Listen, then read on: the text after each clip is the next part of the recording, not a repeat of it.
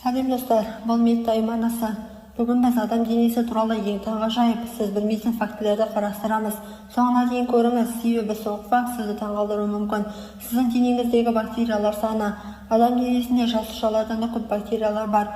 Біз шамамен 39 түрлі бактерияларды өзімізбен бірге алып жүреміз. Екінші, жүрек қаншалықты күшті жұмыс істейді. Адам жүрегі орта есеппен күніне 100 000 рет соғады, және ол күніне 7500 литр қан айдайды. Бұл бір жүк көлігінің жанармай багын 50 рет толтырумен тең. Үшінші, сіздің асқазан қышқылыңыз осыншалықты күшті, ол темірді де ерте алады.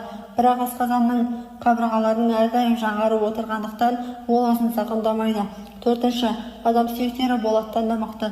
Адам сүйегі болаттан 5 есе берік, әсіресе сан сүйегі өте қатты қысымға төтеп бере алады. Бесінші, ми ең қуатты орган. Сіздің миыңыздың шамамен 20 ватт энергия тұтынады. Бұл шамамен жарық шамы жағуға жеткілікті. Алтыншы, тілдің ерекше қабілеті. Әр адамның тілінің іздері саусақ іздері сияқты қайталанбайды. Жетінші, көз бұлшықеттерінің керемет жылдамдығы.